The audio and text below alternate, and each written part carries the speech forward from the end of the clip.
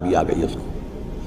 حضرت حسین رضی اللہ تعالیٰ عنہ کے پاس خطوط کا تانتا بنا ہوا تھا، کوفے سے لوگ خط لکھ رہے تھے، آئیے آئیے آئیے، ہم آپ کے ہاتھ پر بیعت کریں گے، ہم آپ کے ہاتھ پر بیعت کریں گے، ہم آپ کے ہاتھ پر بیعت کریں گے۔ یہی وہ کوفہ جو حضرت علی کا دارالخلافہ رہا تھا اور جو پھر صبائیت کا گڑھ بن گیا تھا۔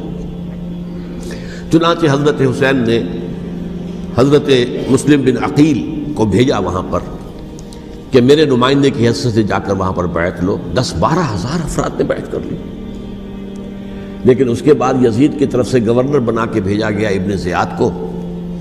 ابن زیاد نے آ کر جو تشدد کیا اور سختی کی تو سب کے سب بیعت توڑ کر اور سب منحرف ہو گئے۔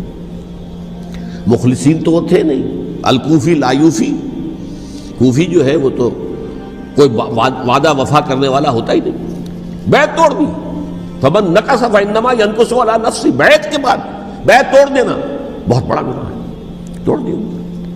ادھر اطلاع مل گئی حضرت حسین کو، چل چکے تھے، وہ راستے میں تھے کہ وہاں تو مسلم بن عقیل شہید ہو گئے اور سب لوگوں نے بیعت توڑ دی۔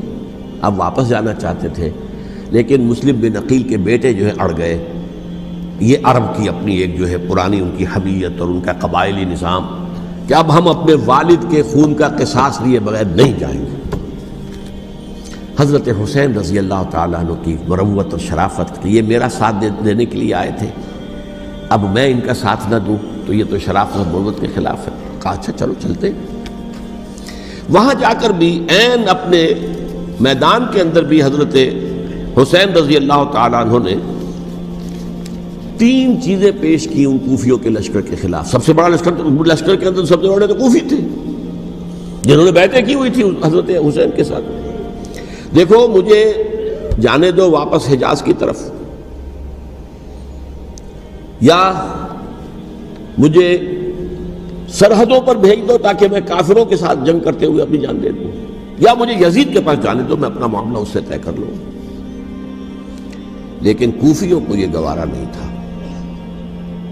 اگر یہ یزید کے پاس پہنچ گئے تو ہمارا کچا چٹھا بیان کر دیں گے کہ مجھے تو ان لوگوں نے ورغلا کر بلایا تھا۔ اس لیے کہ دیکھیے حضرت امیر معاویہ کے 20 سالوں کے دوران میں بتا چکا ہوں، ان کی حکومت اتنی مستحکم تھی کہ اس کے خلاف کوئی فتنہ اٹھانا ممکن نہیں تھا۔ اب چونکہ ایک چینج اوور ہوا تھا، اور چینج اوور میں آپ کو معلوم ہوتا ہے کہ ایک جس کو کہتے ہیں every thing is in the melting پاٹ، ابھی تو یہ درمیان کے اندر معاملہ ہے، تو انہیں موقع ملا، سر اٹھایا حضرت حسین رضی اللہ تعالیٰ عنہ کو، جو خطوط لکھے جس کے کہ تھیلے کے تھیلے اور بوریوں کی بوریاں بھری ہوئی حضرت حسین کے ساتھ تھی، وہ کہا کہ آئیے ہم آپ سے بیعت کریں گے۔ انہوں نے نہیں مانا، اور اصل میں حضرت حسین کے قاتل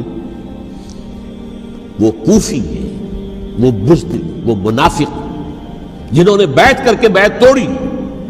اور اب وہ آ گئے کہ اگر یہ حسین رضی اللہ تعالیٰ عنہ بچ کر کہیں یزید کے پاس پہنچ گئے تو پھر ہمارا کچا چٹھا جو ہے وہ سامنے آ جائے گا اور ہماری پھر شامت آ جائے گی، لہذا انہوں نے قتل کیا حضرت حسین کو رضی اللہ تعالیٰ۔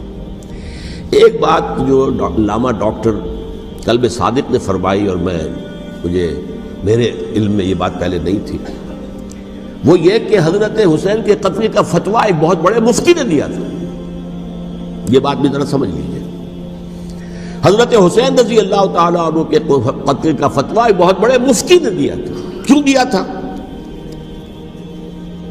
اس لیے کہ حضور کی احادیث موجود ہیں کہ جب ایک شخص کی ایک خلیفہ کی بیعت ہو جائے تو دوسرا اگر کھڑا ہو تو اسے قتل کر دو،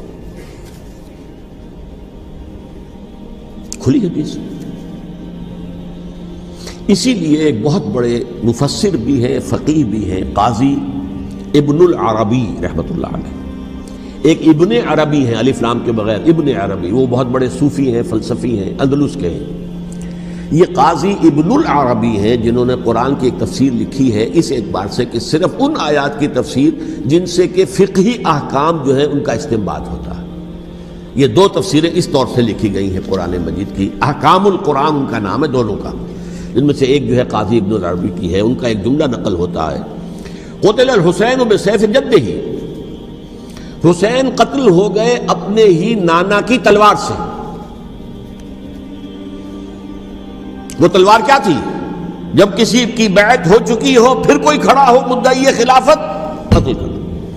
میرے نزدیک حضرت حسین مدعی خلافت نہیں تھے، یہ بات اس وقت سامنے لوگوں کے نہیں آئی، بلکہ حکومت نے یہ باور کرا دیا کہ یہ تو باغی ہے، یہ مدعی ہے خلافت کے، انہوں نے تو دعوت دی۔